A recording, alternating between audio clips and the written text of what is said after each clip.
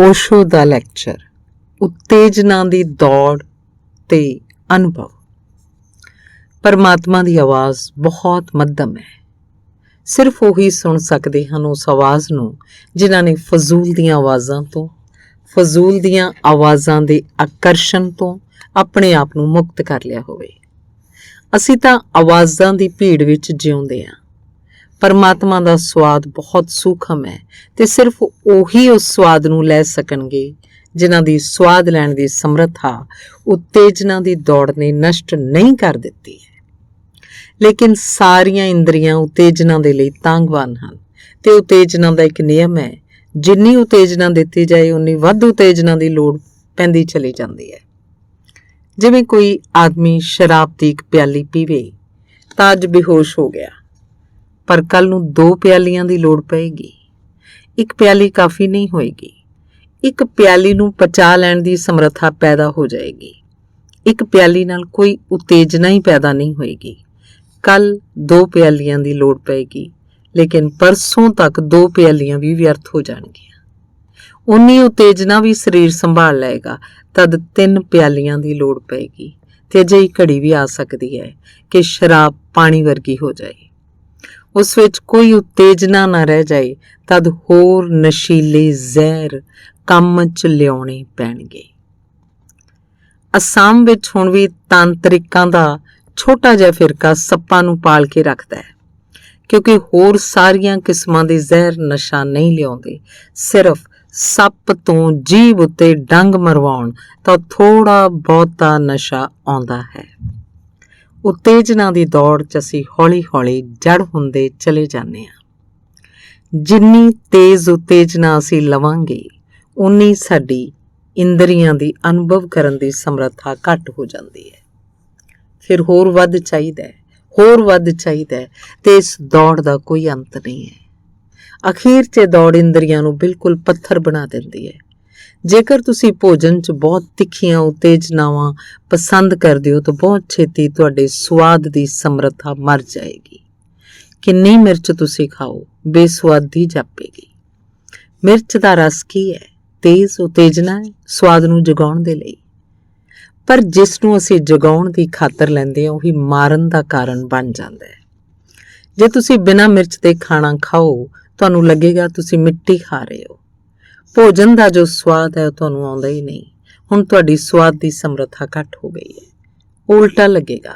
ਸਵਾਦ ਲੈਣ ਦੀ ਦੌੜ 'ਚ ਸਵਾਦ ਦੀ ਸਮਰੱਥਾ ਘੱਟ ਹੋ ਜਾਂਦੀ ਹੈ। ਜੋ ਸਵਾਦ ਬੁੱਧ ਤੇ ਮਹਾਵੀਰ ਨੂੰ ਭੋਜਨ 'ਚ ਮਿਲਿਆ ਹੋਏਗਾ, ਉਹ ਤੁਹਾਨੂੰ ਨਹੀਂ ਮਿਲ ਸਕਦਾ। ਇਸੇ ਲਈ ਮੈਂ ਤਾਂ ਲਗਾਤਾਰ ਕਹਿਣਾ ਕਿ ਜਿਨ੍ਹਾਂ ਨੂੰ ਤੁਸੀਂ ਤਿਆਗੀ ਆਖਦੇ ਹੋ, ਉਹਨਾਂ ਵਰਗਾ ਪਰਮ ਭੋਗੀ ਭਾਲਣਾ ਮੁਸ਼ਕਿਲ ਹੈ, ਕਿਉਂਕਿ ਉਹਨਾਂ ਦਾ ਜੋ ਵੀ ਅਨੁਭਵ ਹੈ ਉਹ ਸ਼ੁੱਧ ਤੋਂ ਸ਼ੁੱਧ ਹੈ। ਬੁੱਧ ਜੇਕਰ ਪਾਣੀ ਵੀ ਪੀਣਗੇ ਤਾਂ ਉਸ ਵਿੱਚ ਵੀ ਜੋ ਸਵਾਦ ਉਹ ਲੈ ਸਕਣਗੇ, ਉਹ ਤੁਸੀਂ ਸ਼ਰਾਬ 'ਚ ਵੀ ਨਹੀਂ ਲੈ ਸਕੋਗੇ, ਕਿਉਂਕਿ ਜਿੰਨੀ ਉਤੇਜਨਾ ਘੱਟ ਦਿੱਤੀ ਗਈ ਹੈ ਇੰਦਰੀਆਂ ਨੂੰ, ਉਨੀਆਂ ਇੰਦਰੀਆਂ ਵਧੇਰੇ ਸਮਰੱਥ ਰਹਿੰਦੀਆਂ ਹਨ, ਸੂਖਮ ਨੂੰ ਪਕੜਨ 'ਚ ਕੁਸ਼ਲ ਹੁੰਦੀਆਂ ਹਨ। ਜੇ ਤੁਸੀਂ ਜ਼ੋਰ ਸ਼ੋਰ ਵਾਲੇ ਬੈਂਡ ਵਾਜੇ ਸੁਣਨ ਦੇ ਆਦੀ ਰਹੇ ਹੋਵੋ ਤਾਂ ਫਿਰ ਪੰਛੀਆਂ ਦੀ ਮੱਧਮ ਜਿਹੀ ਆਵਾਜ਼ ਤੁਹਾਨੂੰ ਸੁਣਾਈ ਨਹੀਂ ਪਏਗੀ, ਲੇਕਿਨ ਉਹਨਾਂ ਦਾ ਵੀ ਗੀਤ ਹੈ। ਫਿਰ ਝੀਂਗਰ ਦੀ ਸਨਾਟੇ 'ਚ ਆਉਣ ਵਾਲੀ ਆਵਾਜ਼ ਦਾ ਤੁਹਾਨੂੰ ਪਤਾ ਵੀ ਨਹੀਂ ਲੱਗੇਗਾ, ਉਹਦਾ ਵੀ ਗੀਤ ਹੈ। ਫਿਰ ਹਵਾਵਾਂ ਜੋ ਬਿਰਛਾਂ ਵਿੱਚੋਂ ਦੀ ਹੋ ਕੇ ਲੰਘਦੀਆਂ ਹਨ, ਉਹਨਾਂ ਦੀ ਜੋ ਸਰਸਰਾਹਟ ਹੈ, ਉਹਦਾ ਵੀ ਸੰਗੀਤ ਹੈ, ਪਰ ਉਹ ਤੁਹਾਨੂੰ ਸੁਣਾਈ ਨਹੀਂ ਪਏਗਾ। ਲੇਕਿਨ ਇਹ ਵੀ ਉਤੇਜਨਾਵਾਂ ਕਾਫੀ ਹਨ। ਹਿਰਦੇ ਦੇ ਅੰਦਰ ਜੋ ਗੀਤ ਦੀ ਗੂੰਜ ਉੱਠਦੀ ਹੈ, ਉਹ ਤਾਂ ਤੁਹਾਨੂੰ ਪਤਾ ਹੀ ਨਹੀਂ ਲੱਗੇਗੀ। ਤੇ ਤੁਹਾਡੇ ਅੰਦਰ ਆਕਾਸ਼ ਵਿੱਚ ਜਿਹੜਾ ਨਾਦ ਗੂੰਜਦਾ ਓਂਕਾਰ ਦਾ, ਉਹਦਾ ਤੇ ਤੁਹਾਨੂੰ ਕਦੇ ਪਤਾ ਨਹੀਂ ਲੱਗੇਗਾ। ਜਿਸ ਨੇ ਹਿਰਦੇ ਦੇ ਨਾਦ ਨੂੰ ਨਹੀਂ ਸੁਣਿਆ, ਉਹਨੇ ਕੁਝ ਵੀ ਨਹੀਂ ਸੁਣਿਆ। ਉਹ ਸੰਗੀਤ ਦੀ ਪਰਮ ਮਿਠਾਸ ਤੋਂ ਵਿਰਵਾ ਹੀ ਰਹਿ ਗਿਆ। ਇਹ ਗੱਲ ਪਹਿਲਾਂ ਖਿਆਲ 'ਚ ਰੱਖ ਲਓ, ਫਿਰ ਅਸੀਂ ਸੂਤਰ ਨੂੰ ਸਮਝਣ ਚੱਲੀਏ ਕਿ ਜਿੰਨੀ ਉਤੇਜਨਾ ਦੀ ਦੌੜ ਹੋਏਗੀ, ਉਨੀ ਜ਼ਿਆਦਾ ਤੁਹਾਡੇ ਅਨੁਭਵ ਦੀ ਸਮਰੱਥਾ ਘੱਟ ਹੋ ਜਾਏਗੀ। ਇਸ ਲਈ ਅੱਜ ਦੁਨੀਆ 'ਚ ਉਤੇਜਨਾ ਬਹੁਤ ਹੈ, ਅਨੁਭਵ ਬਹੁਤ ਘੱਟ ਹੈ। ਇੰਨੇ ਸੁੱਖ ਦੇ ਸਾਧਨ ਦੁਨੀਆ 'ਚ ਕਦੇ ਵੀ ਨਹੀਂ ਸੀ। ਪੁਰਾਣਾਂ ਵਿੱਚ ਸਵਰਗ ਦਾ ਜੋ ਜ਼ਿਕਰ ਹੈ, ਉਸ ਵਿੱਚ ਵੀ ਇੰਨੇ ਸਾਧਨਾਂ ਦਾ ਵਰਣਨ ਨਹੀਂ ਹੈ। ਕਲਪਨਾ ਵਿੱਚ ਸਨ ਜੋ ਗੱਲਾਂ, ਉਹ ਸਭ ਪੂਰੀਆਂ ਹੋ ਗਈਆਂ। ਵਿਗਿਆਨ ਨੇ ਕਲਪਨਾ ਨੂੰ ਸਾਕਾਰ ਕਰ ਦਿੱਤਾ। ਤੁਹਾਡੇ ਕੋਲ ਇੰਨੇ ਸਾਧਨ ਹਨ ਅਨੁਭਵ ਦੇ, ਪਰ ਅਨੁਭਵ ਕਰਨ ਵਾਲਾ ਆਦਮੀ ਜੋ ਹੈ ਉਹ ਬਿਲਕੁਲ ਜੜ ਹੋ ਗਿਆ। ਜੇ ਤੁਸੀਂ ਮੰਤਰ ਸ਼ਾਸਤਰ ਦੇ ਸੰਬੰਧ ਵਿੱਚ ਕੁਝ ਜਾਣਦੇ ਹੋ ਤਾਂ ਤੁਹਾਨੂੰ ਪਤਾ ਹੋਵੇਗਾ ਕਿ ਮੰਤਰ ਸ਼ੁਰੂ ਕੀਤਾ ਜਾਂਦਾ ਹੈ ਉਚਾਰ ਨਾਲ। ਓਮ ਉਚਾਰਨ ਕਰਦੇ ਹੋ ਤਾਂ ਉਚਾਰਨ ਕਾਫੀ ਉਤੇਜਿਤ ਹੋ ਗਿਆ, ਸੰਘਰਸ਼ ਸ਼ੁਰੂ ਹੋ ਗਿਆ, ਤੁਹਾਡੀ ਆਵਾਜ਼ ਜਾ ਕੇ ਵਾਯੂਮੰਡਲ ਨਾਲ ਟਕਰਾ ਗਈ, ਸਥੂਲ ਹੋ ਗਈ ਗੱਲ। ਲੇਕਿਨ ਆਰੰਭ ਕਰਦੇ ਹਾਂ, ਫਿਰ ਓਮ ਨੂੰ ਬੰਦ ਕਰ ਲੈਂਦੇ ਹਾਂ, ਫਿਰ ਅੰਦਰ ਹੀ ਗੁੰਜਾਰ ਕਰਦੇ ਹਾਂ ਓਮ। ਬਾਹਰ ਕਿਤੇ ਕੋਈ ਆਵਾਜ਼ ਪੈਦਾ ਨਹੀਂ ਹੁੰਦੀ, ਪਰ ਅੰਦਰ ਉਹਦਾ ਰਸ ਲੈਂਦੇ ਹਾਂ।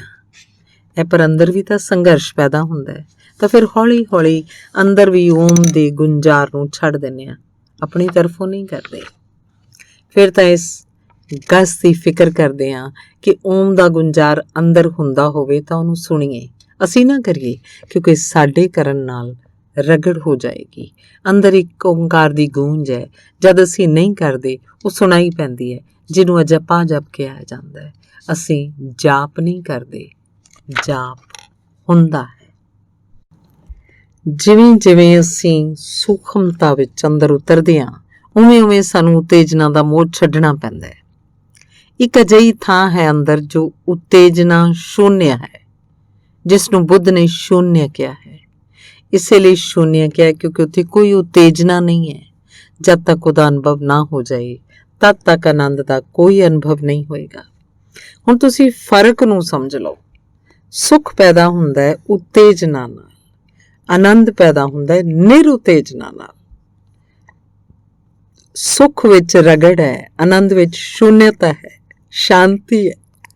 ਇਸ ਲਈ ਸੁੱਖ ਦੀ ਭਾਲ 'ਚ ਹਰ ਸੁੱਖ ਦੁੱਖ ਹੋ ਜਾਂਦਾ ਹੈ, ਕਿਉਂਕਿ ਤਦ ਫਿਰ ਹੋਰ ਵੱਡਾ ਸੁੱਖ ਚਾਹੀਦਾ ਹੈ। ਅੱਜ ਇੱਕ ਇਸਤਰੀ ਸੋਹਣੀ ਲੱਗਦੀ ਹੈ, ਪਰ 4 ਦਿਨ ਨਾਲ ਰਹਿਣ ਪਿੱਛੋਂ ਸੋਹਣੀ ਨਹੀਂ ਰਹਿ ਜਾਏਗੀ। 4 ਦਿਨ ਨਾਲ ਰਹਿਣ ਪਿੱਛੋਂ ਫਿਰ ਹੋਰ ਸੋਹਣੀ ਇਸਤਰੀ ਦੀ ਲੋੜ ਹੈ, ਕਿਉਂਕਿ ਤੁਹਾਡੀਆਂ ਇੰਦਰੀਆਂ ਤਦ ਤੱਕ ਉਸ ਉਤੇਜਨਾ ਦੇ ਲਈ ਰਾਜ਼ੀ ਹੋ ਗਈਆਂ, ਹੁਣ ਹੋਰ ਵੱਡੀ ਉਤੇਜਨਾ ਚਾਹੀਦੀ ਹੈ। ਇੱਕ ਮਿੱਤਰ ਮੇਰੇ ਕੋਲ ਆਏ, ਪਤੀ ਤੇ ਪਤਨੀ 'ਚ ਗਹਿਰਾ ਸੰਘਰਸ਼ ਹੈ। ਮੈਂ ਉਹਨਾਂ ਦੋਹਾਂ ਦੀਆਂ ਗੱਲਾਂ ਸੁਣੀਆਂ, ਮੈਨੂੰ ਅਜਿਹਾ ਲੱਗਾ ਕਿ ਉਹਨਾਂ ਦੋਹਾਂ ਦੇ ਵਿਚਾਲੇ ਕਿਤੇ ਵੀ ਮਿਲਾਪ ਦਾ ਕੋਈ ਪੁਲ ਨਹੀਂ ਰਹਿ ਗਿਆ। ਮੈਂ ਉਹਨੂੰ ਪੁੱਛਿਆ ਕਿ ਤੂੰ ਇਮਾਨਦਾਰੀ ਨਾਲ ਮੈਨੂੰ ਦੱਸ ਕਿ ਤੁਸੀਂ ਇੱਕ ਦੂਜੇ ਨੂੰ ਦੇਖਦੇ ਵੀ ਹੋ, ਇੱਕ ਦੂਜੇ ਵੱਲ ਨਿਗਾਹ ਵੀ ਚੁੱਕਦੇ ਹੋ। ਪਤੀ ਨੇ ਮੈਨੂੰ ਕਿਹਾ ਕਿ ਤੁਸੀਂ ਪੁੱਛਦੇ ਹੋ ਤਾਂ ਮੈਂ ਦੱਸਦਾ ਕਿ ਮੈਂ ਜਦ ਇਸ ਆਪਣੀ ਪਤਨੀ ਨੂੰ ਪ੍ਰੇਮ ਵੀ ਕਰ ਰਿਹਾ ਹੁੰਦਾ, ਤਦ ਵੀ ਕਲਪਨਾ 'ਚ ਇਹ ਨਹੀਂ ਹੁੰਦੀ ਕੋਈ ਫਿਲਮ ਅਭਿਨੇਤਰੀ ਹੁੰਦੀ ਹੈ। ਜਦ ਤੱਕ ਮੈਂ ਕਿਸੇ ਫਿਲਮ ਅਭਿਨੇਤਰੀ ਨੂੰ ਨਾ ਸੋਚ ਲਵਾਂ ਤਦ ਤੱਕ ਮੈਂ ਇਹਨੂੰ ਪ੍ਰੇਮ ਕਰ ਹੀ ਨਹੀਂ ਪਾਉਂਦਾ। ਪਤੀ ਨੇ ਸੋਚਿਆ ਸੀ ਕਿ ਇਹ ਉਸ ਨੂੰ ਹੋ ਰਿਹਾ ਹੈ। ਪਤਨੀ ਬੋਲੀ, ਜਦ ਤੁਸੀਂ ਦੱਸ ਹੀ ਰਹੇ ਹੋ ਤਾਂ ਮੈਂ ਵੀ ਤੁਹਾਨੂੰ ਦੱਸ ਦਿਆਂ। ਮੈਂ ਵੀ ਜਦ ਤੁਹਾਡੇ ਨਾਲ ਵਿਆਹੀ ਨਹੀਂ ਸੀ ਗਈ, ਮੇਰਾ ਇੱਕ ਪ੍ਰੇਮੀ ਸੀ। ਜਦ ਤੱਕ ਮੈਂ ਉਹਨੂੰ ਨਾ ਸੋਚ ਲਵਾਂ ਤੁਹਾਡੇ ਵਿੱਚ, ਤਦ ਤੱਕ ਮੈਂ ਤੁਹਾਨੂੰ ਪ੍ਰੇਮ ਨਹੀਂ ਕਰ ਪਾਉਂਦੀ। ਇਹਦਾ ਮਤਲਬ ਤੁਸੀਂ ਸਮਝਦੇ ਹੋ ਕੀ ਹੋਇਆ? ਦੋਹਾਂ ਵਿੱਚੋਂ ਕੋਈ ਕਿਸੇ ਨੂੰ ਪ੍ਰੇਮ ਨਹੀਂ ਕਰ ਰਿਹਾ, ਅਤੇ 2 ਨਹੀਂ ਹਨ। ਉਸ ਮਕਾਨ ਵਿੱਚ 4 ਬੰਦੇ ਹੈ, ਉਹ 2 ਵਿਚਾਲੇ ਖੜੇ ਹੈ, ਇਹਨਾਂ ਦੋਹਾਂ ਦੇ, ਤੇ ਇਹਨਾਂ 2 ਦੇ ਕਾਰਨ ਹੀ ਇਹਨਾਂ 'ਚ ਕਦੇ ਕੋਈ ਮਿਲਾਪ ਨਹੀਂ ਹੋ ਸਕੇਗਾ। ਪਰ ਇਹਨਾਂ ਦੀ ਵੀ ਮਜਬੂਰੀ ਹੈ, ਕਿਉਂਕਿ ਦੋਹਾਂ ਦੀ ਉਤੇਜਨਾ ਇੱਕ ਦੂਜੇ ਵਿੱਚ ਖਤਮ ਹੋ ਗਈ ਹੈ। ਅਨੁਭਵ ਨਾਲ ਉਤੇਜਨਾ ਖਤਮ ਹੋ ਜਾਂਦੀ ਹੈ, ਇਸ ਲਈ ਅਨੁਭਵ ਨਾਲ ਸੁੱਖ ਦੁੱਖ ਬਣ ਜਾਂਦੇ ਹੈ। ਜਿਹੜਾ ਸੁੱਖ ਤੁਹਾਨੂੰ ਨਹੀਂ ਮਿਲਿਆ ਅਜੇ ਤੱਕ, ਉਹੀ ਸੁੱਖ ਮਾਲੂਮ ਪੈਂਦਾ ਹੈ। ਜਦ ਮਿਲ ਜਾਏਗਾ ਉਹੀ ਦੁੱਖ ਹੋ ਜਾਏਗਾ। ਮਿਲਿਆ ਕਿ ਦੁੱਖ ਹੋਇਆ, ਮਿਲਦਿਆਂ ਹੀ ਸੁੱਖ ਦੁੱਖ ਹੋ ਜਾਂਦੇ ਹੈ, ਕਿਉਂਕਿ ਉਤੇਜਨਾਵਾਂ ਹੋਰ ਵੱਡੀਆਂ ਉਤੇਜਨਾਵਾਂ ਦੀ ਮੰਗ ਕਰਦੀਆਂ ਹਨ। ਤੁਹਾਡੇ ਅਨੁਭਵ ਦੀਆਂ ਇੰਦਰੀਆਂ ਢਿੱਲੀਆਂ ਹੁੰਦੀਆਂ ਚਲੀਆਂ ਜਾਂਦੀਆਂ ਹਨ। ਇੱਕ ਘੜੀ ਅਜਿਹੀ ਆਉਂਦੀ ਹੈ ਕਿ ਤੁਸੀਂ ਕੁਝ ਵੀ ਅਨੁਭਵ ਨਹੀਂ ਕਰ ਪਾਉਂਦੇ ਹੋ, ਕਿਉਂਕਿ ਤੁਹਾਡੀਆਂ ਸਾਰੀਆਂ ਇੰਦਰੀਆਂ ਦੇ ਅਨੁਭਵ ਦੀਆਂ ਜੋ ਸੰਵੇਦਨਸ਼ੀਲਤਾਵਾਂ ਹਨ ਉਹ ਸਭ ਜੜ ਹੋ ਗਈਆਂ ਹਨ। ਫਿਰ ਤੁਸੀਂ ਪਰਮਾਤਮਾ ਦੀ ਖੋਜ ਵਿੱਚ ਲੱਗਦੇ ਹੋ, ਤੇ ਜਦ ਬੰਦਾ ਬੁੱਢਾ ਹੋ ਜਾਂਦਾ ਹੈ, ਮੈਂ ਬੁੱਢਾ ਆਦਮੀ ਉਹਨੂੰ ਕਹਿੰਦਾ, ਉਮਰ ਨਾਲ ਨਹੀਂ, ਬੁੱਢਾ ਆਦਮੀ ਉਹਨੂੰ ਕਹਿੰਦਾ ਜਿਸ ਨੇ ਉਤੇਜਨਾਵਾਂ ਦੀ ਦੌੜ 'ਚ ਆਪਣੀਆਂ ਸਾਰੀਆਂ ਇੰਦਰੀਆਂ ਨੂੰ ਜੜ ਕਰ ਲਿਆ। ਇਹ ਜਵਾਨੀ 'ਚ ਹੋ ਸਕਦਾ ਹੈ, ਇਹ ਬਚਪਨ 'ਚ ਵੀ ਹੋ ਸਕਦਾ ਹੈ। ਅੱਜ ਅਮਰੀਕਾ 'ਚ ਬਚਪਨ ਵੀ ਹੁੰਦਾ ਜਾ ਰਿਹਾ ਹੈ। ਹੁਣ ਇੰਨੀ ਦੇਰ ਨਹੀਂ ਲੱਗਦੀ, ਬੁਢਾਪੇ ਤੱਕ ਰੁਕਣ ਦੀ ਲੋੜ ਨਹੀਂ ਹੈ। ਜੇ ਤੁਹਾਨੂੰ ਇੰਨੀਆਂ ਸਹੂਲਤਾਂ ਮਿਲਣ, ਉਤੇਜਨਾਵਾਂ ਦੀਆਂ ਤਾਂ ਤੁਸੀਂ ਬਚਪਨ ਵਿੱਚ ਹੀ ਜੜ ਹੋ ਜਾਓਗੇ। ਤੇ ਜਦ ਸਭ ਪਾਸੇ ਤੋਂ ਇੰਦਰੀਆਂ ਜੜ ਹੋ ਜਾਂਦੀਆਂ ਤਦ ਆਦਮੀ ਖੋਜ ਕਰਦਾ ਕਿ ਆਨੰਦ ਕਿੱਥੇ ਹੈ, ਆਤਮਾ ਕਿੱਥੇ ਹੈ, ਪਰਮਾਤਮਾ ਕਿੱਥੇ ਹੈ। ਬੜੀ ਮੁਸ਼ਕਿਲ ਹੈ, ਕਿਉਂਕਿ ਉਹਦੀ ਖੋਜ ਲਈ ਤਾਂ ਇੰਦਰੀਆਂ ਦੀ ਸੰਵੇਦਨਾ ਦੀ ਸਮਰੱਥਾ ਸ਼ੁੱਧ ਹੋਣੀ ਚਾਹੀਦੀ ਹੈ। ਜੇ ਮਹਾਵੀਰ ਤੇ ਬੁੱਧ ਆਪਣੇ ਰਾਜ ਮਹਿਲ ਨੂੰ ਛੱਡ ਕੇ ਨੱਸ ਜਾਂਦੇ ਹਨ ਤਾਂ ਇਹ ਘਟਨਾ ਬਹੁਤ ਉੱਪਰ ਹੈ। ਅੰਦਰ ਘਟਨਾ ਤਾਂ ਇਹ ਹੈ ਕਿ ਉਤੇਜਨਾ ਦੀ ਥਾਂ ਨੂੰ ਛੱਡ ਕੇ ਹਟ ਰਹੇ ਹਨ ਤਾਂ ਜੋ ਇੰਦਰੀਆਂ ਦੀ ਸ਼ੁੱਧੀ ਤੇ ਉਹਨਾਂ ਦੇ ਕੁਦਰਤੀ ਪੁਣੇ ਨੂੰ ਮੁੜ ਕੇ ਹਾਸਲ ਕੀਤਾ ਜਾ ਸਕੇ।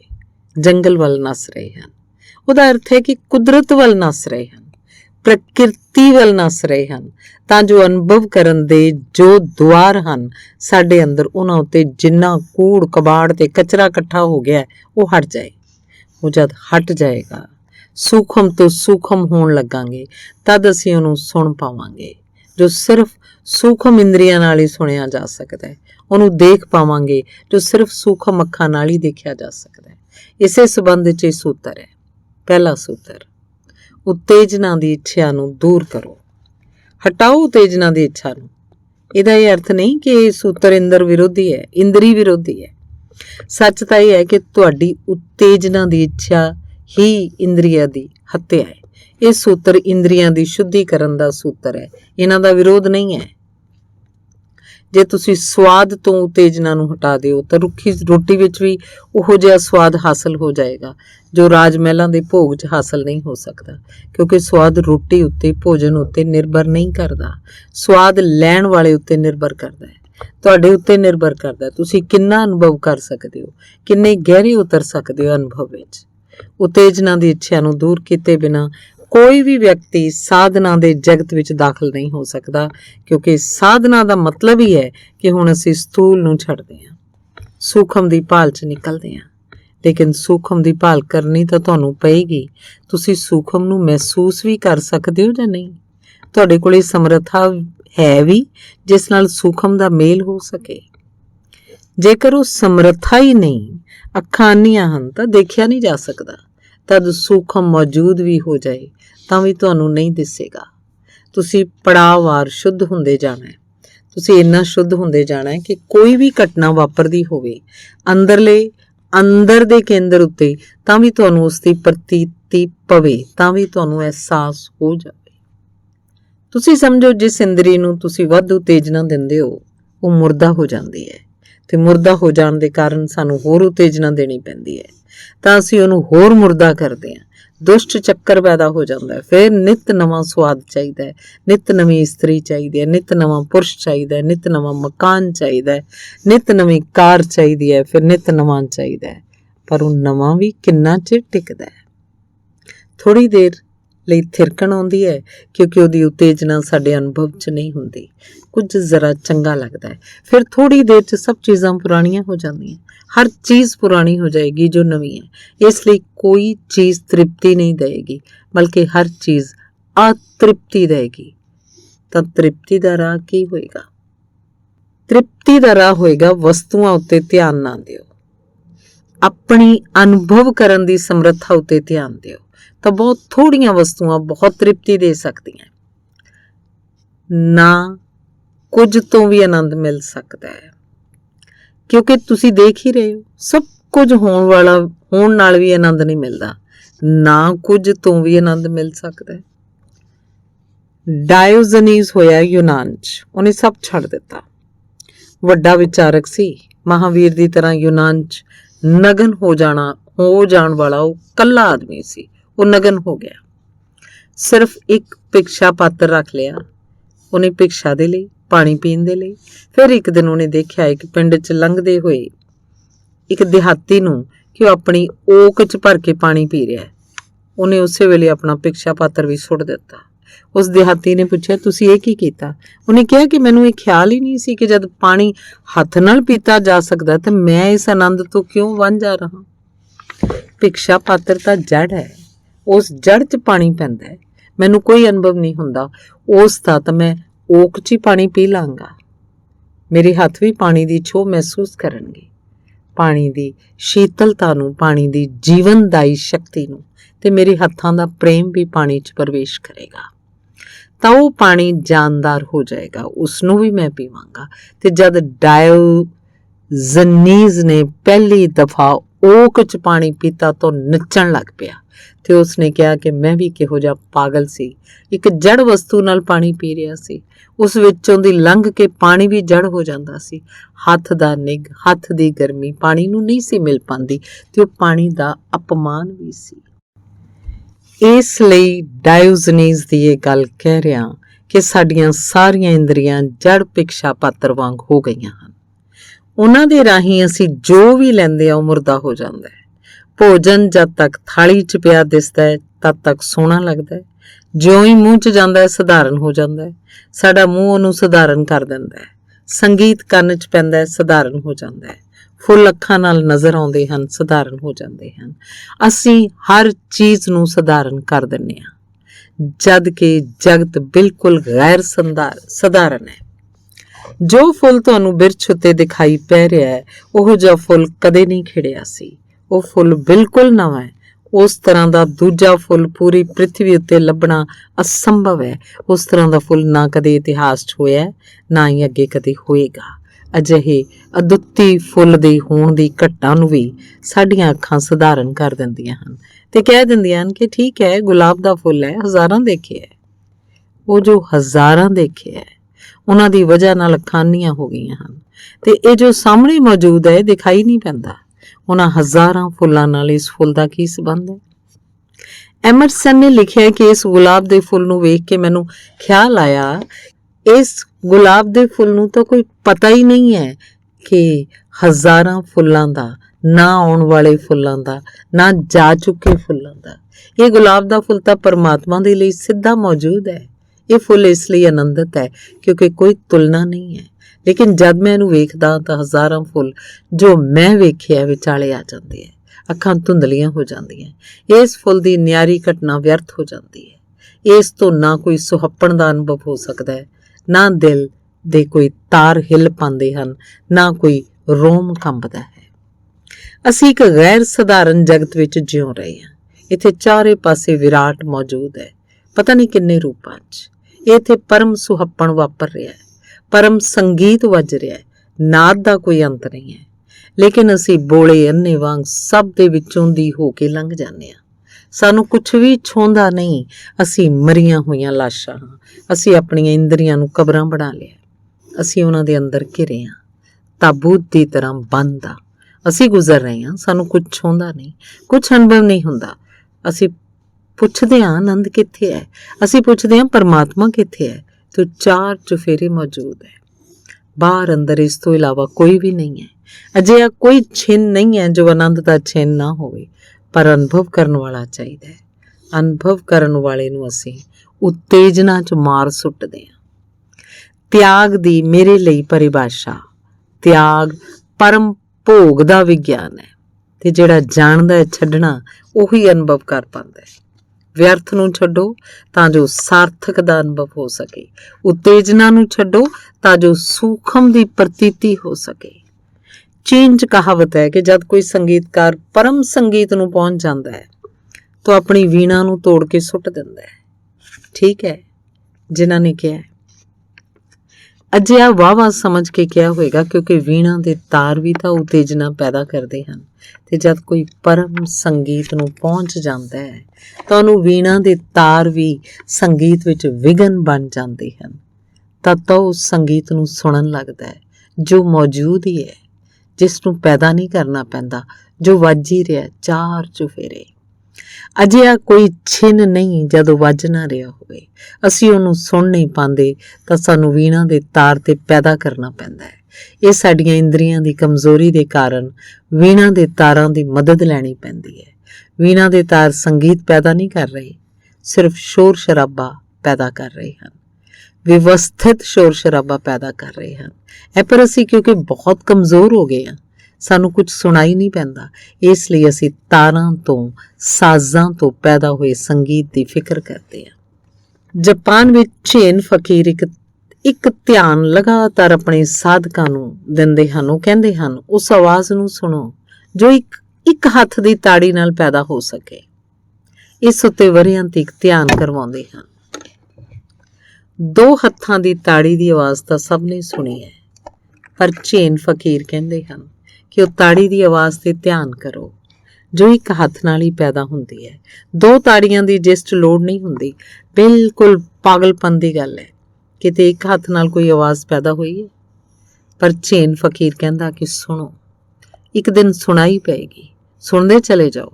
ਇੱਕ ਅਜਿਹਾ ਨਾਦ ਵੀ ਹੈ ਜੋ ਬਿਨਾਂ ਰਗੜਦੇ ਪੈਦਾ ਹੁੰਦਾ ਹੈ। ਉਸੇ ਨਾਦ ਨੂੰ ਅਸੀਂ ਓਂਕਾਰ ਕਿਹਾ ਹੈ। ਉਸ ਵਿੱਚ ਦੋ ਹੱਥਾਂ ਦੀ ਤਾੜੀ ਨਹੀਂ ਵੱਜਦੀ। ਉਹ ਚੋਟ ਤੋਂ ਪੈਦਾ ਨਹੀਂ ਹੁੰਦਾ, ਚੋਟ ਪੈਣ ਨਾਲ ਪੈਦਾ ਨਹੀਂ ਹੁੰਦਾ। ਉਹ ਮੌਜੂਦ ਹੀ ਹੈ। ਉਹ ਜੀਵਨ ਦਾ ਹੀ ਢੰਗ ਹੈ। ਉਹ ਜੀਵਨ ਦੇ ਨਾਲ ਹੀ ਵੱਜ ਰਿਹਾ ਹੈ। ਪਰ ਉਹ ਬਹੁਤ ਸੂਖਮ ਹੋ ਗਿਆ ਹੈ। ਸਾਨੂੰ ਤਾਂ ਜ਼ੋਰ ਨਾਲ ਕੋਈ ਚੀਜ਼ ਟਕਰਾਵੇ ਤਾਂ ਹੀ ਪਤਾ ਲੱਗਦਾ ਹੈ। ਜੇ ਕਿਤੇ ਕੁਝ ਵੀ ਨਾ ਟਕਰਾ ਰਿਹਾ ਹੋਵੇ ਤਾਂ ਸਾਨੂੰ ਲੱਗੇਗਾ ਕਿ ਕੁਝ ਵੀ ਹੋ ਨਹੀਂ ਰਿਹਾ। ਲੇਕਿਨ ਬਹੁਤ ਕੁਝ ਹੋ ਰਿਹਾ ਚੁੱਪਚਾਪ। ਜੀਵਨ ਦਾ ਜੋ ਵੀ ਗਹਿਰਾ ਹੈ ਉਹ ਬਿਲਕੁਲ ਮੌਨ 'ਚ ਹੋ ਰਿਹਾ ਹੈ। ਬੀਜ ਜ਼ਮੀਨ 'ਚ ਟੁੱਟ ਰਹੇ ਹਨ, ਕੋਈ ਆਵਾਜ਼ ਨਹੀਂ ਹੈ। ਪੌਦੇ ਵੱਡੇ ਹੋ ਰਹੇ ਹਨ, ਕੋਈ ਆਵਾਜ਼ ਨਹੀਂ ਹੈ। ਤਾਰੇ ਚੱਲ ਰਹੇ ਹਨ, ਕੋਈ ਆਵਾਜ਼ ਨਹੀਂ ਹੈ। ਸੂਰਜ ਨਿਕਲ ਰਿਹਾ ਹੈ, ਕੋਈ ਸ਼ੋਰ ਸ਼ਰਾਬਾ ਨਹੀਂ ਹੈ। ਪਰ ਇੱਕ ਸੂਖਮ ਵਜੂਦ ਵਿੱਚ ਜੋ ਸन्नाटा ਸਾਨੂੰ ਮਾਲੂਮ ਪੈਂਦਾ ਹੈ, ਉੱਥੇ ਵੀ ਇੱਕ ਸੰਗੀਤ ਹੈ, ਸन्नाटे ਦਾ, ਮੌਨ ਦਾ। ਪਰ ਉਹਦੇ ਲਈ ਸਾਡੀਆਂ ਇੰਦਰੀਆਂ ਸਮਰੱਥ ਹੋਣੀਆਂ ਚਾਹੀਦੀਆਂ ਹਨ। ਉਤੇਜਨਾ ਦੀ ਇੱਛਾ ਨੂੰ ਦੂਰ ਕਰੋ। ਇੰਦਰੀਆਂ ਤੋਂ ਉਪਜੇ ਅਨੁਭਵਾਂ ਤੋਂ ਸਿੱਖਿਆ ਲਓ। ਕੀ ਸਿੱਖਿਆ? ਇੰਦਰੀਆਂ ਨੂੰ ਮਾਰੋ ਨਾ, ਇੰਦਰੀਆਂ ਨੂੰ ਜਿਵਾਓ। ਇੰਦਰੀਆਂ ਨੂੰ ਵਧੇਰੇ ਸੰਵੇਦਨਸ਼ੀਲ ਬਣਾਓ। ਹਰੇਕ ਇੰਦਰੀ ਸ਼ੁੱਧ ਤੋਂ ਸ਼ੁੱਧ ਦਾ ਅਨੁਭਵ ਕਰ ਸਕੇ ਤਾਂ ਹਰੇਕ ਇੰਦਰੀ ਤੋਂ ਪਰਮਾਤਮਾ ਦਾ ਅਨੁਭਵ ਹੋ ਸਕਦਾ ਹੈ। ਤਦ ਉਹਦਾ ਸਵਾਦ ਵੀ ਲਿਆ ਜਾ ਸਕਦਾ ਹੈ। ਇਹ ਗੱਲ ਬੜੀ ਵਿਅਰਥ ਜਾਪੇਗੀ ਕਿ ਪਰਮਾਤਮਾ ਦਾ ਸਵਾਦ। ਤੁਸੀਂ ਆਖੋਗੇ ਕਿ ਤੁਸੀਂ ਕੀ ਕਹਿ ਰਹੇ ਹੋ? ਅਸੀਂ ਤਾਂ ਹਮੇਸ਼ਾ ਇਹੀ ਕਿਹਾ ਕਿ ਪਰਮਾਤਮਾ ਦਾ ਦਰਸ਼ਨ ਹੁੰਦਾ ਹੈ। ਇਹਦਾ ਕਾਰਨ ਇਹ ਨਹੀਂ ਕਿ ਪਰਮਾਤਮਾ ਦਾ ਸਵਾਦ ਨਹੀਂ ਹੁੰਦਾ। ਇਹਦਾ ਕਾਰਨ ਇਹ ਹੈ ਕਿ ਦੁਨੀਆ 'ਚ ਜ਼ਿਆਦਾਤਰ ਸਾਧਕਾਂ ਨੇ ਅੱਖਾਂ ਨੂੰ ਸ਼ੁੱਧ ਕਰਕੇ ਹੀ ਇਹਦੀ ਖੋਜ ਕੀਤੀ ਹੈ। ਹੋਰ ਕੋਈ ਕਾਰਨ ਨਹੀਂ ਹੈ। ਕਿਉਂਕਿ ਅੱਖਾਂ ਸ਼ੁੱਧ ਕਰਕੇ ਖੋਜ ਕੀਤੀ ਹੈ, ਇਸ ਲਈ ਉਹਨਾਂ ਨੇ ਕਿਹਾ ਕਿ ਸਾਖਿਆਤਕਾਰ ਦਰਸ਼ਨ। ਅਸੀਂ ਤਾਂ ਪੂਰੀ ਖੋਜ ਦਾ ਨਾਮ ਹੀ ਦਰਸ਼ਨ ਰੱਖ ਦਿੱਤਾ ਹੈ, ਪਰ ਇਹ ਅੱਖਾਂ ਦੇ ਕਾਰਨ ਹੈ। ਆਦਮੀ ਅੱਖ ਤੇ ਕੇਂਦਰਿਤ ਹੈ ਤੇ ਅਜਿਹਾ ਇਸ ਮੁਲਕ ਵਿੱਚ ਨਹੀਂ ਹੈ, ਸਾਰੀ ਦੁਨੀਆ 'ਚ। ਪੱਛਮ ਵਿੱਚ ਵੀ ਉਹੀ ਅਨੁਭਵ ਨੂੰ ਸੇਅਰ ਕਹਿੰਦੇ ਹਨ, ਦੇਖਣ ਵਾਲਾ। ਪਰ ਕਿਉਂ? ਕੋਈ ਵੀ ਨਹੀਂ ਕਹਿੰਦਾ ਸਵਾਦ ਲੈਣ ਵਾਲਾ, ਕੋਈ ਵੀ ਨਹੀਂ ਕਹਿੰਦਾ ਸੁਣਨ ਵਾਲਾ, ਕੋਈ ਵੀ ਨਹੀਂ ਕਹਿੰਦਾ ਪਰਮਾਤਮਾ ਦੀ ਮਹਿਕ। ਉਲਟਾ ਲੱਗੇਗਾ। ਪਰ ਜੇ ਅੱਖ ਦੇਖ ਸਕਦੀ ਹੈ ਤਾਂ ਨੱਕ ਕਿਉਂ ਨਹੀਂ ਸੁੰਘ ਸਕਦਾ? ਅੱਖਾਂ ਦੇ ਦੇਖਣ 'ਚ ਸਾਨੂੰ ਕੋਈ ਅੜਿੱਚਣ ਨਹੀਂ ਜਾਪਦੀ। ਤੇ ਜੇ ਮੈਂ ਕਹਾਂ ਪਰਮਾਤਮਾ ਦਾ ਸਵਾਦ ਤਾਂ ਅੜਿੱਚਣ ਮਾਲੂਮ ਪਏਗੀ। ਉਹਦਾ ਕਾਰਨ ਸਿਰਫ ਇੰਨਾ ਹੈ ਕਿ ਆਦਮੀਆਂ ਦੀਆਂ ਬਾਕੀ ਸਭ ਇੰਦਰੀਆਂ ਅੱਖਾਂ ਦੇ ਮੁਕਾਬਲੇ ਵੱਧ ਛੇਤੀ ਸਥੂਲ ਹੋ ਜਾਂਦੀਆਂ। ਅੱਖ ਮਨੁੱਖ ਦੇ ਸਰੀਰ 'ਚ ਸਭ ਤੋਂ ਤਰਲ ਇੰਦਰੀ ਹੈ। ਇਉਂ ਸਮਝੋ ਕਿ ਸਰੀਰ ਦਾ ਸਭ ਤੋਂ ਘੱਟ ਹਿੱਸਾ ਹੈ ਅਸ਼ਰੀਰੀ। ਇਸ ਲਈ ਜਦ ਅਸੀਂ ਕਿਸੇ ਦੀਆਂ ਅੱਖਾਂ 'ਚ ਝਾਕਦੇ ਹਾਂ ਤਾਂ ਉਸ ਵਿੱਚ ਪੂਰੀ ਤਰ੍ਹਾਂ ਝਾਕ ਲੈਂਦੇ ਹਾਂ। ਇਸ ਲਈ ਬੋਲਾ ਬੰਦਾ ਉਹਨਾਂ ਨਹੀਂ ਖੋਂਦਾ, ਅੰਨਾ ਬੰਦਾ ਬਹੁਤ ਕੁਝ ਖੋ ਦਿੰਦਾ ਹੈ। ਅੱਖਾਂ ਦੇ ਬੰਦ ਹੁੰਦਿਆਂ ਹੀ 80% ਅਨੁਭਵ ਬੰਦ ਹੋ ਜਾਂਦੇ ਹਨ। ਬਾਕੀ ਇੰਦਰੀਆਂ ਤੋਂ ਅਸੀਂ 20% ਅਨੁਭਵ ਲੈਂਦੇ ਹਾਂ, ਅੱਖਾਂ ਤੋਂ ਅਸੀਂ 80% ਅਨੁਭਵ ਲੈਂਦੇ ਹਾਂ। ਇਸ ਲਈ ਬੋਲੇ ਬੰਦੇ ਤੇ ਤੁਹਾਨੂੰ ਉਨੀ ਦਇਆ ਨਹੀਂ ਆਉਂਦੀ ਜਿੰਨੀ ਅੰਨੇ ਬੰਦੇ ਤੇ ਆਉਂਦੀ ਹੈ। ਇਹਦਾ ਕਾਰਨ ਹੈ ਕਿਉਂਕਿ ਉਹ ਕਿੰਨਾ ਖੋ ਰਿਹਾ ਹੈ। ਅੱਖ ਦੇ ਖੋਂਦਿਆਂ ਵੀ 80% ਅਨੁਭਵ ਖੋ ਜਾਂਦੇ ਆ। ਇਸ ਲਈ ਅੱਖ ਤੇ ਕੇਂਦਰਿਤ ਹੋਣ ਦੀ ਵਜ੍ਹਾ ਨਾਲ ਅਸੀਂ ਕਿਹਾ ਕਿ ਈਸ਼ਵਰ ਦਾ ਦਰਸ਼ਨ, ਪਰ ਇਹ ਜ਼ਰੂਰੀ ਨਹੀਂ ਹੈ। ਜੇ ਤੁਸੀਂ ਆਪਣੀ ਸਵਾਦ ਦੀ ਇੰਦਰੀ ਨੂੰ ਸ਼ੁੱਧ ਕਰ ਲਓ ਤਾਂ ਸਵਾਦ ਤੋਂ ਵੀ ਉਹਦਾ ਸਵਾਦ ਮਿਲੇਗਾ। ਜੇ ਤੁਸੀਂ ਆਪਣੇ ਹੱਥਾਂ ਦੇ ਅਨੁਭਵ ਨੂੰ ਸ਼ੁੱਧ ਕਰ ਲਓ ਤਾਂ ਉਹਦੀ ਛੋਹ ਵੀ ਲੱਗੇਗੀ। ਤੁਸੀਂ ਕਿਸੇ ਵੀ ਇੰਦਰੀ ਨੂੰ ਸ਼ੁੱਧ ਕਰ ਲਓ, ਤੁਹਾਨੂੰ ਉਹਦੀ ਪ੍ਰਤੀਤੀ ਉਸੇ ਇੰਦਰੀ ਤੋਂ ਹੋ ਜਾਏਗੀ। ਜੇ ਤੁਸੀਂ ਆਪਣੀਆਂ ਸਾਰੀਆਂ ਇੰਦਰੀਆਂ ਨੂੰ ਸ਼ੁੱਧ ਕਰ ਲਓ ਤਾਂ ਪਰਮਾਤਮਾ ਤੁਹਾਡੇ ਉੱਤੇ ਸਭ ਪਾਸਿਆਂ ਤੋਂ ਬਰਸ ਪਏਗਾ। ਸਾਧਨਾ ਇੰਦਰੀ ਸ਼ੁੱਧੀ ਹੈ ਤੇ ਇੰਦਰੀ ਸ਼ੁੱਧੀ ਦਾ ਸੂਤਰ ਹੈ ਉਤੇਜਨਾ ਦੀ ਇੱਛਾ ਨੂੰ ਦੂਰ ਕਰੋ। ਇੰਦਰੀਆਂ ਤੋਂ ਉਪਜੇ ਅਨੁਭਵਾਂ ਤੋਂ ਸਿੱਖਿਆ ਲਓ, ਉਹਦਾ ਨਿਰੀਖਣ ਕਰੋ। ਕੀ ਹੈ ਨਿਰੀਖਣ? ਕਿ ਜਿੰਨੀ ਉਤੇਜਨਾ ਉਨੀ ਇੰਦਰੀ ਮਰਦੀ ਹੈ, ਜਿੰਨੀ ਘੱਟ ਉਤੇਜਨਾ ਉਨੀ ਇੰਦਰੀ ਜਾਗਦੀ ਹੈ, ਸੁਚੇਤ ਹੁੰਦੀ ਹੈ। ਆਤਮ ਵਿਦਿਆ ਦਾ ਪਾਠ ਇਸੇ ਤਰ੍ਹਾਂ ਸ਼ੁਰੂ ਕੀਤਾ ਜਾ ਸਕਦਾ ਹੈ। ਇਸੇ ਤਰ੍ਹਾਂ ਤੁਸੀਂ ਪੌੜੀ ਦੇ ਪਹਿਲੇ ਡੰਡੇ ਤੇ ਆਪਣਾ ਪੈਰ ਟਿਕਾ ਸਕਦੇ ਹੋ। ਜਿਸ ਦਾ ਅਸੀਂ ਅਨੁਭਵ ਕਰਨਾ ਹੈ ਉਹ ਅੰਦਰ ਛੁਪਿਆ ਹੈ। ਉਤੇਜਨਾ ਦੀ ਖੋਜ ਹੁੰਦੀ ਹੈ ਬਾਹਰ। ਇਸ ਲਈ ਜਿੰਨੀ ਉਤੇਜਨਾ ਉਨੀ ਅਸੀਂ ਆਪਣੇ ਆਪ ਕੋਲੋਂ ਦੂਰ ਨਿਕਲ ਜਾਂਦੇ ਹਾਂ। ਇਸ ਲਈ ਮਜ਼ੇਦਾਰ ਗੱਲ ਇਹ ਹੈ ਕਿ ਆਦਮੀ ਚੰਦ ਦੇ ਉਤਰ ਜਾਂਦਾ ਹੈ, ਆਪਣੇ ਅੰਦਰ ਉਤਰਨ ਦੀ ਉਹਨੂੰ ਕੋਈ ਫਿਕਰ ਨਹੀਂ ਹੈ। ਉਹ ਵੀ ਉਤੇਜਨਾ ਦੀ ਭਾਲ ਹੈ, ਲੇਕਿਨ ਕੈਸੀ ਵੀ ਉਤੇਜਨਾ ਹੋਵੇ, ਚੰਦ ਤੇ ਪਹੁੰਚਣ ਦੀ ਚਾਹਨਾ ਕਿੰਨੀ ਪੁਰਾਣੀ ਹੈ। ਜਦ ਤੋਂ ਮਨੁੱਖ ਹੈ ਤਦ ਤੋਂ ਚੰਦ ਤੇ ਪਹੁੰਚਣ ਦੀ ਚਾਹਨਾ ਹੈ। ਬੱਚੇ ਪੈਦਾ ਹੁੰਦੇ ਹੈ ਤਾਂ ਚੰਦ ਵੱਲ ਹੱਥ ਵਧਾਉਣ ਲੱਗਦੇ ਹੈ। ਆਦਮੀ ਅਨੰਤ ਕਾਲ ਤੋਂ ਸੋਚ ਰਿਹਾ ਕਿ ਚੰਦ ਤੇ ਪਹੁੰਚ ਜਾਏ। ਪਰ ਤੁਹਾਨੂੰ ਪਤਾ ਕੀ ਹੋਇਆ? ਜਦ ਪਹਿਲੀ ਦਫਾ ਆਦਮੀ ਚੰਦ ਤੇ ਉਤਰਿਆ ਤਾਂ ਸਾਰੀ ਦੁਨੀਆ 'ਚ ਭਾਰੀ ਉਤੇਜਨਾ ਸੀ, ਖਾਸ ਕਰਕੇ ਅਮਰੀਕਾ 'ਚ, ਕਿਉਂਕਿ ਉਹਨਾਂ ਦਾ ਬੰਦਾ ਉਤਰ ਰਿਹਾ ਸੀ। ਤਾਂ ਹੋਰ ਵੀ ਵੱਧ ਉਤੇਜਨਾ ਸੀ। ਸਾਰੇ ਲੋਕ ਆਪਣੇ ਟੈਲੀਵਿਜ਼ਨ ਲਾਈ ਬੈਠੇ ਸੀ। ਪਰ 2 ਘੰਟਿਆਂ ਪਿੱਛੋਂ ਉਤੇਜਨਾ ਖਤਮ ਹੋ ਗਈ। ਆਦਮੀ ਉਤਰ ਗਿਆ, ਲੋਕਾਂ ਨੇ ਟੈਲੀਵਿਜ਼ਨ ਬੰਦ ਕਰਤੇ। ਫਿਰ ਉਹਨਾਂ ਦੀ ਰੂਟੀਨ ਨਿੱਤ ਦੀ ਦੁਨੀਆ ਸ਼ੁਰੂ ਹੋ ਗਈ। 24 ਘੰਟੇ ਚਰਚਾ ਰਹੀ ਤੇ ਗੱਲ ਖਤਮ। ਹਜ਼ਾਰਾਂ ਵਰਿਆਂ ਤੋਂ ਜਿਸ ਉਤੇਜਨਾ ਦੀ ਖਾਤਰ ਆਦਮੀ ਤਾਂਘਵਾਨ ਸੀ, ਉਹ 2 ਘੰਟਿਆਂ 'ਚ ਮੁੱਕ ਗਈ। ਚੰਦ ਤੇ ਪਹੁੰਚ ਗਿਆ। ਹੁਣ ਕੀ ਹੈ? ਇੱਕ ਛਿਣ ਲਈ ਲੱਗਿਆ ਕਿ ਕੋਈ ਵੱਡੀ ਘਟਨਾ ਵਾਪਰ ਰਹੀ ਹੈ। ਫਿਰ ਸਭ ਠੀਕ ਹੋ ਗਿਆ। ਫਿਰ ਦੁਨੀਆ ਆਪਣੇ ਰਾਹ ਤੇ ਚੱਲਣ ਲੱਗੀ। ਇੰਨੀ ਵੱਡੀ ਜਿੱਤ ਦੀ ਯਾਤਰਾ, ਇੰਨੀ ਕਲਪਾਂ ਤੱਕ ਜਿਹਦਾ ਸੁਪਨਾ ਦੇਖਿਆ ਹੋਵੇ, ਉਹ ਵੀ 2 ਘੰਟਿਆਂ 'ਚ ਪੁਰਾਣਾ ਪੈ ਜਾਏ। ਬੰਦੇ ਦਾ ਮਨ ਹਰ ਚੀਜ਼ ਨੂੰ ਪੁਰਾਣੀ ਕਰ ਦਿੰਦਾ ਹੈ। ਦੂਰ ਅਸੀਂ ਕਿੰਨੇ ਵੀ ਨਿਕਲ ਜਾਈਏ, ਜਿੰਨੇ ਦੂਰ ਜਾਂਦੇ ਹਾਂ ਉਨਾ ਹੀ ਅੰਦਰ ਦਾ ਅਨੁਭਵ ਮੁਸ਼ਕਿਲ ਹੁੰਦਾ ਜਾਂਦਾ ਹੈ। ਆਤਮ ਵਿਦਿਆ ਦਾ ਪਹਿਲਾ ਪਾਠ ਇੰਦਰੀਆਂ ਦੇ ਅਨੁਭਵ ਤੋਂ ਆਰੰਭ ਹੁੰਦਾ ਹੈ ਕਿ ਉਤੇਜਨਾ 'ਚ ਨਾ ਜਾਓ, ਤੁਸੀਂ ਆਪਣੇ ਕੋਲ ਆ ਸਕੋਗੇ। ਦੂਰ ਦੀ ਖੋਜ ਨਾ ਕਰੋ ਤਾਂ ਤੁਸੀਂ ਨੇੜੇ ਨੂੰ ਉਗਾੜ ਸਕੋਗੇ। ਉੱਨਤੀ ਦੀ ਚਾਹਨਾ ਨੂੰ ਦੂਰ ਕਰੋ। ਉੱਨਤੀ ਦੀ ਚਾਹਨਾ ਵੀ ਇਹੋ ਜਿਹੀ ਮਾਰੂ ਹੈ, ਸ਼ਾਇਦ ਉਸ ਤੋਂ ਵੀ ਵੱਧ, ਜਿੰਨੀ ਉਤੇਜਨਾ ਦੀ ਚਾਹਨਾ ਹੈ। ਪਰ ਬੜਾ ਅਜੀਬ ਲੱਗੇਗਾ, ਕਿਉਂਕਿ ਅਸੀਂ ਤਾਂ ਸੋਚਦੇ ਹਾਂ ਕਿ ਅਧਿਆਤਮ ਹੀ ਤਾਂ ਆਤਮ ਉੱਨਤੀ ਦੀ ਚਾਹਨਾ ਹੈ। ਅਸੀਂ ਆਨੰਦ ਚਾਹੁੰਦੇ ਹਾਂ, ਅਸੀਂ ਮੁਕਤੀ ਚਾਹੁੰਦੇ ਹਾਂ, ਕਿ ਪਰਮਾਤਮਾ ਨੂੰ ਚਾਹੁੰਦੇ ਹਾਂ। ਇਹ ਵੀ ਤਾਂ ਉੱਨਤੀ ਦੀ ਚਾਹਨਾ ਹੈ। ਪਰ ਇੱਕ ਬੁਨਿਆਦੀ ਫਰਕ ਸਮਝ ਲੈਣਾ ਜ਼ਰੂਰੀ ਹੈ। ਇੱਕ ਉਹ ਉੱਨਤੀ ਹੈ ਜੋ ਤੁਹਾਡੀ ਚਾਹ ਨਾਲ ਆਉਂਦੀ ਹੈ, ਇੱਕ ਉੱਨਤੀ ਉਹ ਹੈ ਜੋ ਤੁਹਾਡੀ ਚਾਹ ਨਾਲ ਨਹੀਂ ਆਉਂਦੀ। ਜਦ ਤੁਹਾਡੇ ਵਿੱਚ ਚਾਹ ਨਹੀਂ ਹੁੰਦਾ ਤਦ ਆਉਂਦੀ ਹੈ। ਇੱਕ ਉੱਨਤੀ ਹੈ ਜੋ ਤੁਹਾਡੀ ਚੇਸ਼ਟਾ ਨਾਲ ਆਉਂਦੀ ਹੈ, ਤੇ ਤੁਹਾਡੀ ਚੇਸ਼ਟਾ ਨਾਲ ਆਈ ਹੋਈ ਉੱਨਤੀ ਤੁਹਾਤੋਂ ਵੱਡੀ ਨਹੀਂ ਹੋਏਗੀ, ਹੋ ਵੀ ਨਹੀਂ ਸਕਦੀ। ਤੁਹਾਡਾ ਹੀ ਕੀਤਾ ਹੋਇਆ ਕੰਮ ਤੁਹਾਤੋਂ ਵੱਡਾ ਨਹੀਂ ਹੋ ਸਕਦਾ। ਕਰਮ ਹਮੇਸ਼ਾ ਕਰਤਾ ਤੋਂ ਛੋਟਾ ਹੁੰਦਾ ਹੈ।